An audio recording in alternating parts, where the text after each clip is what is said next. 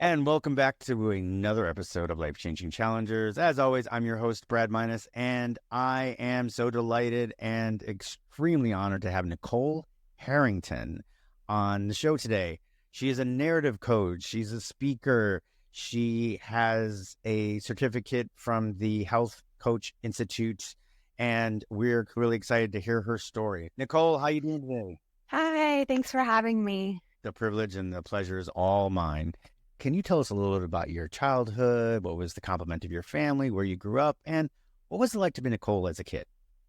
Yeah, I started swimming when I was 5, so I was very playful in the water. So I loved swimming. I loved, being in the sun. It wasn't until high school that I really felt like I wasn't good enough swimming. So that did come to play because I was on a very competitive year-round team.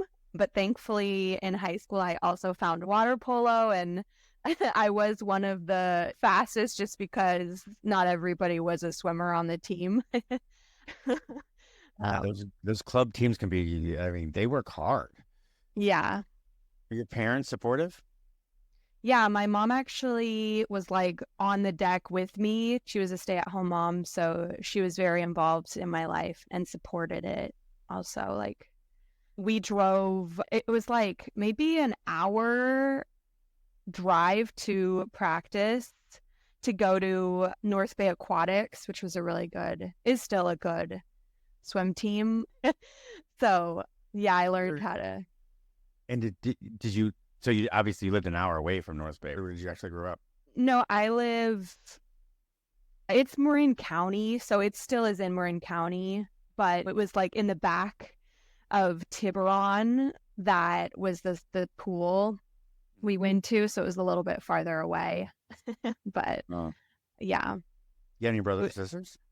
Yeah, I have 2 sisters. One's a little bit older. She's 11 years older than me, and then the other's a few years older than me. Did they swim as well? Yes. Jessica, who's a few years older than me, she probably started swimming and then it became more my thing. Yeah. Just a water family. I know my dad swam and my grandpa played water polo, so definitely a water family. Yeah. Wow. Yeah, that's interesting that you played water polo. That's not like an answer that I get, or like people start swimming and they're doing the laps, they're on swim team, and then all of a sudden they move to water polo. A big water polo in Florida? But not at all. That's what Really? yeah, that's what I was saying. Yeah, it's like it's just not a thing. Interesting. Yeah.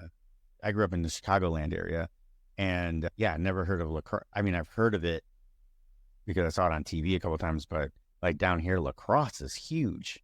Hmm. And I didn't know still don't know that much about it, but it's a cool looking sport. So what would you say you were like in high school? I kind of floated, like I had a few groups that I would hang out with, but like I had one best friend, maybe 2, and then we kind of just floated around until probably senior year. Then I had like really smart friends, and I didn't feel like I was really that smart, but like all my friends were valedictorian level. um so If I could fist bump you right now, I would, because I was exactly the same way. All my friends just like that. They were all smart. They were doing physics and stuff. And I was just like, if I was lucky to get through like, trigonometry. And those guys are in physics and they're in calculus and calculus 2 and they're in honors for it. And I'm just like skating by. So I get it. yeah. Now, what they didn't have, what you might have, and what my friends didn't have was street smarts.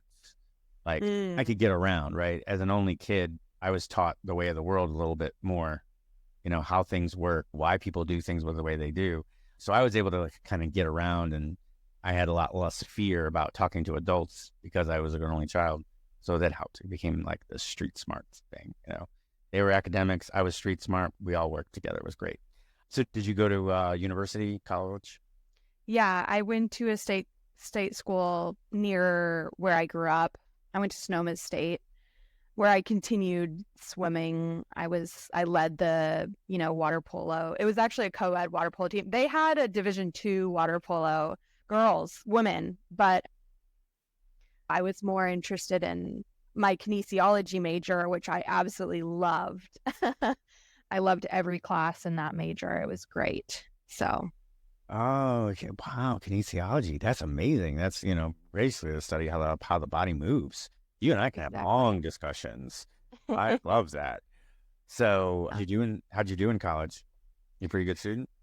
I was good. I mean, I wish that I'd known more about audio listening because now I'm reading more than I ever have because I'm listening to books. I wish that I'd had that resource in college.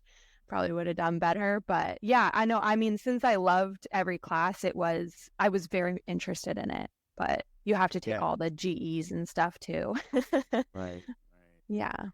So that's awesome. I was listening to a podcast the other day, and the guy was talking about how important and valuable listening has been, because obviously you can, just like a podcast, like you're doing right now, you can listen to it anywhere. You can listen to things anywhere. You can listen to it in the car. You can listen to it on a run. You can listen to it on a walk. You can listen to it while you're in line at the whatever. I don't know. You know what I mean? So you really can listen anywhere. You can't watch video everywhere. You can't watch video in the car, or at least you shouldn't. Especially if you're driving. So audio is great, but what was very valuable, what he talked about and his name was Ash, and he said that, well, there's some of the times that what's nice about it is that I could speed it up. Yes. So, yes. I absolutely just read The Big Leap by Gay Hendricks. Yes. And now I'm just reading it through it again, like on double speed. He talks really fast, but I'm like, oh yeah, I remember that. And it's really sinking back in. I'm not sure about people that talk fast, but people that talk slower and you're kind of like, you want to get through it. Especially, I think, like personal development books. You can grasp it. You know what I mean? As long as the speaker isn't Gay Harrington. Gay Hendricks, right. Mm-hmm. I'm looking at Harrington. I'm thinking Hendricks. I'm losing it. And it's Sunday, so I'm dreading having to start the week again. But anyway, I was thinking, that, if he doesn't speak like him, if you've got a regular, you can get through it and you can still comprehend it, at double speed. And now with like audible, Mm-hmm. it doesn't change the pitch of the voice. Yeah, that's funny. When you got out of school, what did you end up doing? Yeah, I was applying for grad school. I wanted to become a physical therapist. Beautiful. Yeah, unfortunately, I never got in. So I actually applied for 6 years in a row. Like I was dedicated. Like when I say I loved all my classes, I really did. So I was like, they're going to see that I love this.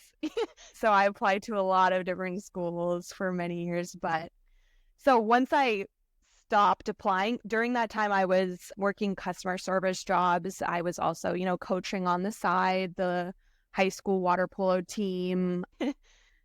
And once I stopped applying, I was like, okay, Nicole, like, what do you want to do? I really took my time to decide, like, what is my next step?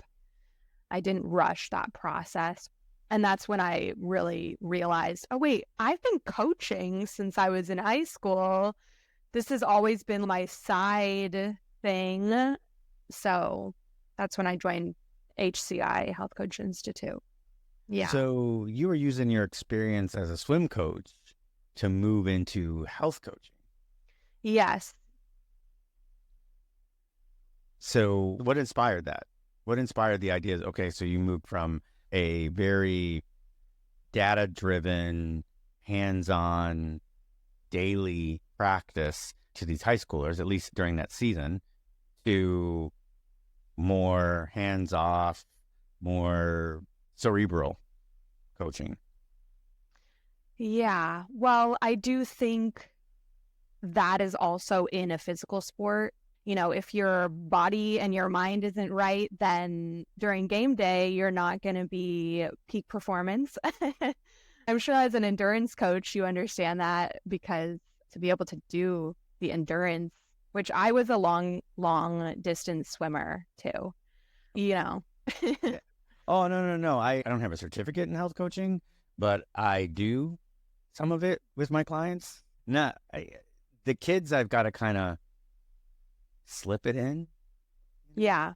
You have to be creative. You kind of do it clandestine. You just kind of like feed stuff out there, and then hopefully that'll get it, because if they think that you're lecturing to them, they just shut themselves off.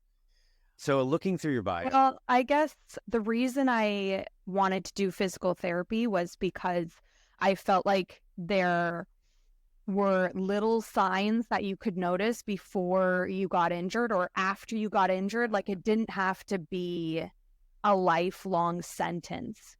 That was really why I wanted to do physical therapy, was because so many people, when they get injured, they're like, it's been a decade and you're still like, oh yeah, I hurt my hip. Like, you're still telling that story. That very easily transitioned into exactly what I'm also doing with coaching. It's really the same story.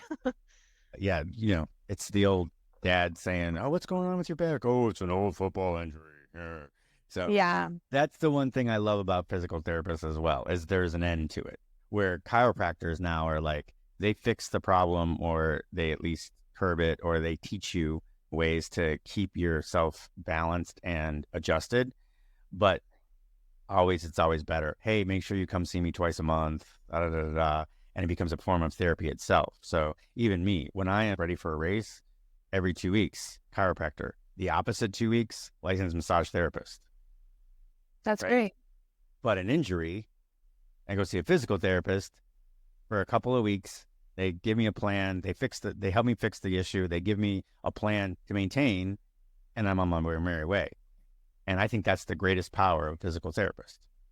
Might not be great for income, but I think it's the greatest power. So I think you're on the right track.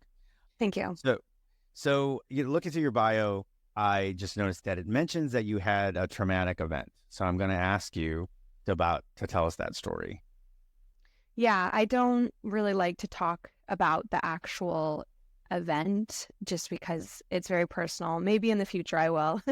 Okay. But it just left me where people were telling me like who I am or what I should do. I was very lost after that. It just wasn't aligned with like who I thought I was, if that makes sense. I was depressed. So everyone was like giving me advice and telling me to do things that I didn't want to be doing. And that's where it became an even deeper depression, is because I think we all go through some kind of trauma in our life, so what I want to teach from that experience and what I want to learn from that experience is, the lessons that I learned are that there's a reason for every season. That depression is just a warning sign that something is off balance. I just continued fighting with those people who were telling me who I was and what I needed to do. And instead, I should have just asked myself exactly what I wanted. So you took the lessons learned from this event and you turned it into a way to help people, basically. Yeah. And it was years that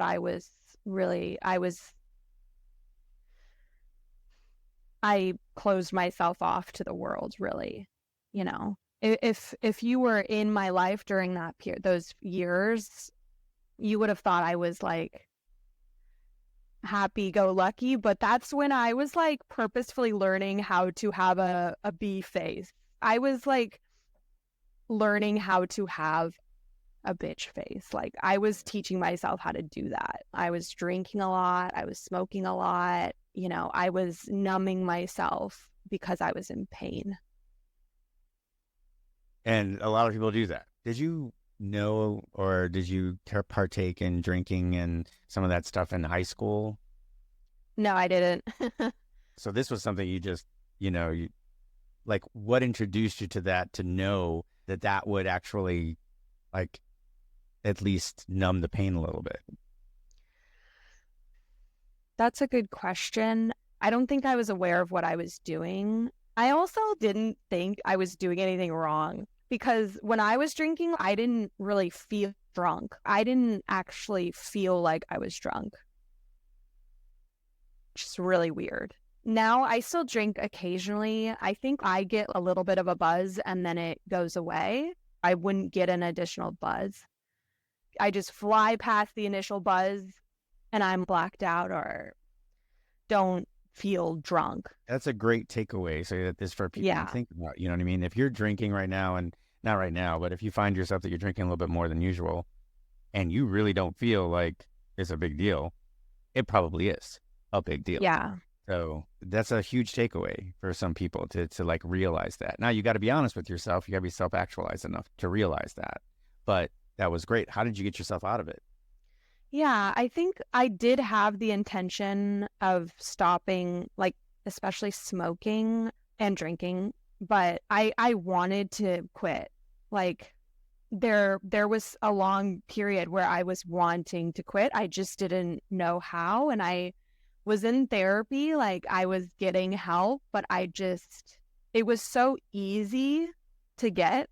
Like, I was smoking those little pens. Yeah. You just carry that around in your purse, whatever. You have it with you always. It's unfair how easy it is, you know? You can't even smell it. Yeah, because it's vapor. It's just water. Yeah. It's not good.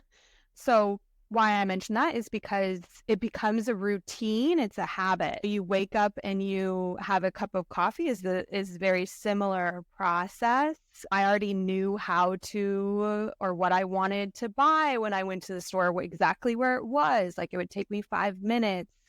It's about the routine. It's about how we make it easy it's hard to get out of a routine like that. It really is. So you have to decide for yourself. You're not going to quit unless you want to quit. Yeah. Right? An addiction, right? If you're addicted, you got to know that you're addicted, and you got to want to not be addicted. I'm not saying that you're addicted. I'm saying that, but it's that same point of view. Mm-hmm. You don't put person into rehab. That person doesn't want to get help. Yeah. Right? So you wanted to quit. What were the actions that you took? Yeah. Well, I think I finally really aligned with a therapist I had. I mean, everyone was really telling me the same thing. You know, I like to believe, like, we don't need to be taught. We just need to be reminded, and eventually it's going to stick. So I started just supplementing.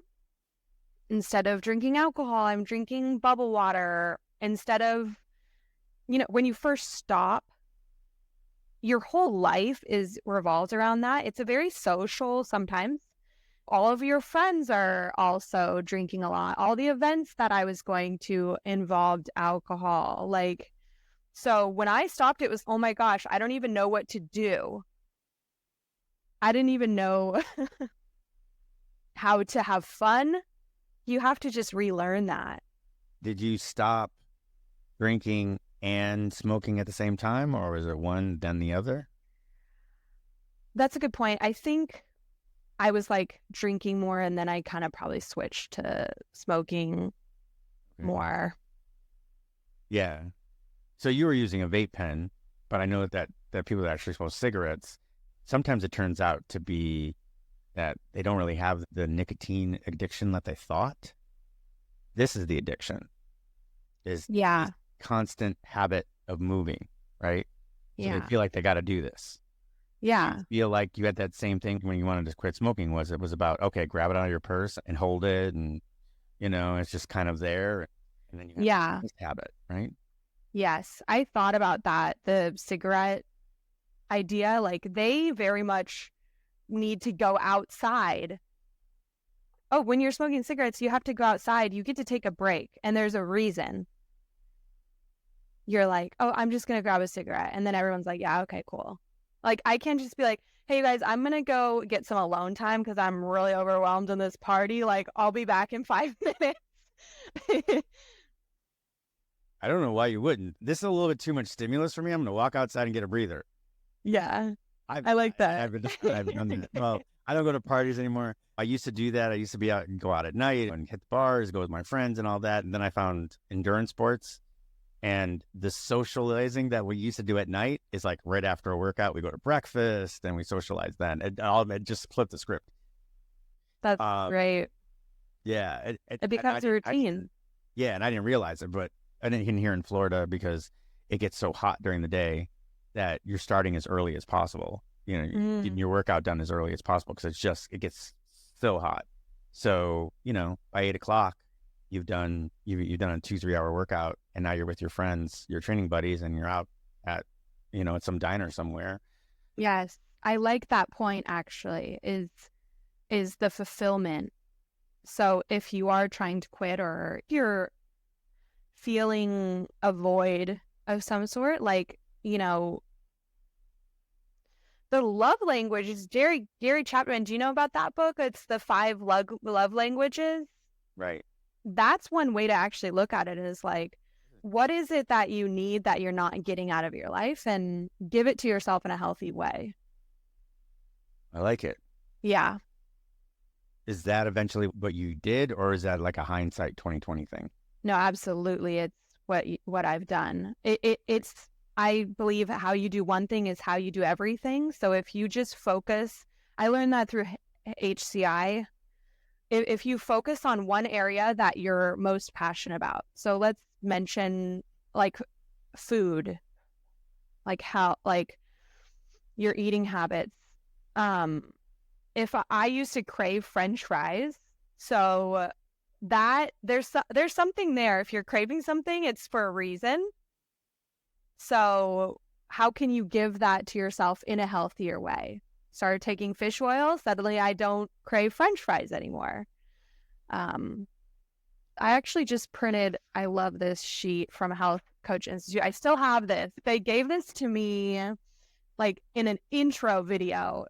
And so it says, like, if you're craving sugary foods, it has different foods you can eat, like broccoli, grapes, fruit, beef, cranberries. That's going to give you the same nutrients you really need from the sugary food, but in a healthy way. This is a fascinating topic. And yes, just kind of like, let's roll into this just a little bit, but then I want to get back to your coaching practice and what you're emphasizing on. But this is a fantastic thing. So I know a family who, and this is fantastic. I know a family who went completely raw. It started with the mom, and she decided, I'm going to do this raw diet. Now, this is not for everybody, but the science behind it is pretty amazing. So we have, a lining in our intestines. So that lining in our stomach is there as a defense mechanism to trap toxins before they go into the bloodstream, because everything's absorbed into the bloodstream from there. If you are having more toxicity, that lining gets thicker. At the minute that you start to devoid yourself of those toxins, that lining starts to dwindle. Eating raw, meaning no hormones, no GMOs, no insecticides, completely raw, not cooking it. You're not cooking it in oil, which can possibly have some contaminants in it. Then you'll find that lining gets even smaller and smaller. The average person on the SAD diet, we call it the standard American diet, the SAD diet, yeah, possibly gets 30% of the nutrition from their food. The other of it, because of that lining is so thick, it gets caught with the toxins and everything. So they're only getting 30%. When this family went on raw, and it was completely raw, they were starting to get 95% of the nutrition. Now, let me give you an example of what that looks like. Wow. My son, who loved to ski, and, winter break, weekends, he'd be out with his buddies on the hill, and they'd be skiing and snowboarding and everything else. Well, every couple hours, his friends were just starving, and they had to start burning calories like crazy. He would go to these marathon ski sessions with an orange. The orange would satisfy him because that lining wasn't trapping that nutrition. He would get 95%, which is what he needed at that point. Because he got 95% of the nutrition from it. Yeah. One more anecdote on that same thing, and this is where you're talking about as far as the cravings go. He broke his leg. The son broke his leg skiing. And because he maintained this raw diet, he started craving like crazy almond milk. And mom made her own. So she basically said that she was buying stock in almonds because she could, every time that she'd finish a batch, he would have already plowed through it. So turned out that he got his cast off like 3 weeks early because he was craving the calcium and everything from the almond milk, and he was getting it all. So it immediately went into, helping to fix the bone. Nice. Because of that. And this is that craving that you're talking about, and the way to fulfill it. But when you crave something, your body literally is craving something that it might be masked as a sweet tooth, it might be masked as something salty or something savory, but there's something that your body actually needs. And I think that's right to your point. Yeah. This sheet actually does say almonds help with calcium. So that is right on point with what you just said. If you're craving oily, fatty foods, potentially you need calcium. Eat some almonds or cheese, tahini, sesame seeds. But do you like animals? Love animals. So you do? I have 4. It's an addiction. It's an addiction to adopting them. That's my problem. I have that. Yeah. Well, what I thought of was, how our animals, they only have a few ways to communicate with us, right? Like their ears turning, their whiskers, I even read, which I haven't figured that out yet, but they only have a few ways to actually communicate. And it's the same with our body. So if you're always eating French fries, salty foods, chocolate, that's how it knows to tell you it needs these things. Versus this skier you're speaking of, he's eating all the good things, so he knows healthy ways to, his body already knows that healthy version of how to get what he needs. Does that make sense? Yeah. But the interesting part is it's the lining. It's that thickness lining. So toxicity comes from anything. You out in the air. The water. You get it from air, you get it from water, you get it from processed foods, you get it from that. And that line just keeps getting thicker and thicker. And the thicker it is, the less nutrition you're getting. The less nutrition you're getting, the more you want to eat. Yes. So the problem with that is that at least when I've been researching, is that toxicity will alter the feeling of what you need. That's why it's so imperative that people be eating whole foods. The more whole foods you eat, and even if you're going to the grocery store, right? Because not all of us can afford to freaking go completely organic, right? But even if you're just eating and we call it eating on the outside aisles, right? Because most grocery stores, the outside aisles, right? You start out in the fruit and vegetables, dairy, then fish, and then it moves over to milk, and then finally over to meat, fish, and the butcher, and all that stuff is usually on the outside aisles, all the whole foods. Mm-hmm. So the more you limit your processed foods, you're going to decrease that lining at least a little bit more. You could get to the point where you're getting 50, 60%, and at least your body's asking for it. And once you're getting 50, 60%, for those of us that are looking at weight loss, if you're getting 60% of the nutrition from less food, less calories, lose weight. Yeah. I do think even the way they grow food these days has changed in the last few generations. So there was more nutrition in the food even. So that's why it's just be nice to yourself. Your body is just trying to communicate with you, which is why I like to think of depression as a positive thing. It's a warning sign from our brain. It's saying, Nicole, you got to slow down, because if I start being hard on myself, if I start second guessing myself, if I'm putting too much pressure on myself, if I'm feeling too much fear, it's all a sign of depression, I think. And it's a warning sign that check in with your body. It's all being easy on yourself. That's an interesting takeaway. Yeah. Is check in with yourself. Yeah. Check in and make sure you have everything, and to be nice to yourself, like you said. Yeah. I've heard a lot of experts talk about a link between depression and food, Yeah. nutrition. Yeah. I mean, I just said how you do one thing is how you do everything. So I do think everything is related. Okay. But Yeah, no, it's interesting. Well, it's it's serotonin, it's oxytocin, it's all those chemicals which can be altered by the wrong foods or yeah. an abundance of the wrong food. Well, it can still be a not listening to what your body needs.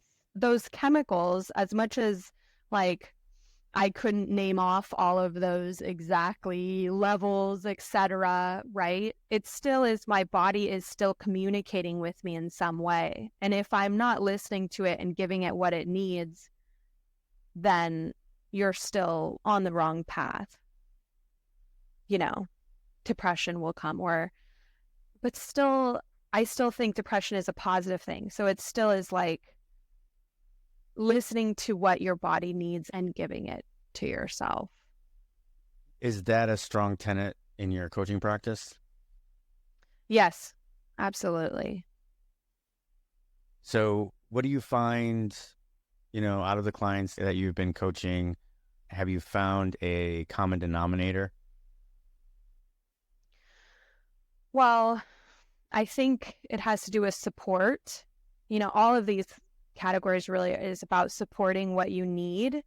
We've talked about it with nutrition, with your mind, like what are you thinking? Like how are you speaking to yourself? This is all about supporting your body, making sure your mind and your body are connected. When you are more depressed, like how can you support yourself to take some time off or give your body what it needs? That's all about support. My clients are the same way. I think that positive self-talk, positive talk, and then, I always emphasize recovery, and that's obviously more the Yeah. physical side. But I can tell when some of my clients are starting to like roll down a wrong path as far as their mental game is. Yeah. When you're on mile 21 of a marathon and everything seems to be breaking down, your self-talk is what's going to get you to the finish line. Yeah. And Love that. if it's negative, you're either not going to cross or you're not going to cross feeling as good as you could. Mm-hmm. And what turned out to be a fantastic experience will not be as fantastic as it could have been. So I totally agree with the Yeah. self-talk. Yeah. I think I can very much relate depression with that same thing of like having a pain at the end of an event. So I think when we try and pretend like it's not there, we try and just muscle through and get through it until the end. You're giving yourself evidence that those things were not good. The evidence is if you see that pain in your hip, which I have had during an event or something, even on a walk, and I see that as a negative, I'm like, oh no, then I go negative. See it as a positive thing, because if it wasn't there, then potentially you could keep walking, keep doing what you're doing and not recognize it. If you're trying to finish an event, afterwards, you're going to know to protect it afterwards and to baby it a little bit. I always love to baby my injuries. You wouldn't even know to baby it if you weren't feeling that pain. Yeah. Pain is a signal that something's off. And so is depression. And Yeah. and depression is literally pain. So that all rings back because you were talking about muscling through it and everything else. That goes right back to you talking about the RBF that you had while you were going through depression. RBF. Oh, that's resting bitch face, by the way. Oh, that would be better. So you're talking about that you had that and that was your mask. That was you muscling through, Yes. in my opinion. Thank you. I definitely agree. Right. Yeah. And that's just because I didn't know how to react in the moment. It's about being present. It was about like, can I react instead of having my RBF? Like, how can I react authentically in this moment and show a little bit that I'm pissed that this person's being mean? Yeah. Doesn't bother me. So you just signed up for like really bridge to bridge race in San Francisco? That's what they call it. Yeah, Yeah. tell us about that. No, wait. No, I don't think it's bridge to bridge. It's swimming under the Golden Gate Bridge. Yeah. Oh, it's the Golden Gate Swim. That's what it's called. Okay. Bridge to bridge. Yeah. So tell us about that. Is this something that you've been wanting to do? You said that you were excited about it. There's a story behind it. I want to hear about it. Yeah. I actually didn't want to do this until, let's see, actually it was last Sunday. Today's Sunday, right? Last Sunday, I went tubing for the first time with some friends down the Russian River. It was our first time, all of our first time. I went without a tube. And we didn't know what we were doing. We ended up going 6 miles and it wasn't moving. So we very much got stuck like in this long period that wasn't moving. It was deep water. It was pretty scary, actually. So we were out there for like 5 hours, 6 miles, right? And I could have looked back and been like, I'm never doing that again. Like, that was so scary. But instead, I'm looking at it like, wow, that was an opportunity to feel confident in my swimming and be like, wow, we got out of that. We found a beach. We, handled it.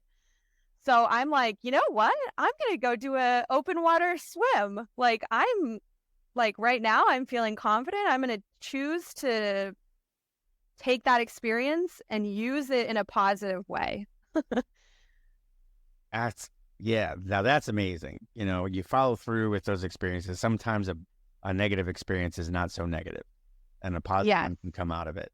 That's great. I hope you do well. You said it's 2 miles? It's just under 2 miles, I believe. I mean, that's 3,200 meters. That's a lot. So I wish you all the luck in the world. I think that you're going to do, we know you're going to do great. You've been swimming forever. But is this your first time doing open water? I did a triathlon like randomly in Hawaii when like early 20s. So yeah, this is my first, I'd say. I mean, that counts, but oh no, the triathlon definitely counts. And it was a while ago. Hawaii, that must have been fun though. That must have been a great time. Yeah, it was fun. So but yeah, I like to think of this as like, how are we explaining the events that you've been through? That would take a long time. So are you active on socials, right? Yes, very much. Facebook, LinkedIn, Instagram, and do you have a YouTube channel? Yes. And TikTok, Nicole Coaching, G, all one word on every platform. Great. Yeah. So I'm going to make sure that we link that in the show notes. And of course, NicoleCoaching.com. And she's got a little website here and a place for you to go ahead and book a quick 20-minute call with her. And if there's something that she can help you with as far as you're taking the next step in your life, if you're finding that it's hard, you've been through some things and you just want to take that next step, Nicole is the one that's going to help you out. She's got a couple different programs out there, and I think that she could go out and change your life. And if you go on to NicoleCoachingG.com, you'll see some awesome testimonials from some of her clients. So you got to take a look at that. And then as soon as you read those, you're going to want to talk to her. So Nicole, thank you. Thank you for joining us. We really appreciate that. Thank you, Brad. This is great. All right. Well, listen, everybody, if you get a chance, love for you to share it, like it, subscribe if you want. If you're on Apple, if you're on Spotify or any of those other podcast platforms, if you can do us a favor and write a review. And you know what? If you don't like the content, tell me you don't like the content and then give me an idea what might like to see or hear. And if you've got ideas for us, let us know and feel free. I really don't mind whether the review is good or bad because it gives me feedback and how I can make the show better. So I really appreciate that. But for the rest of you, we will see you in the next one.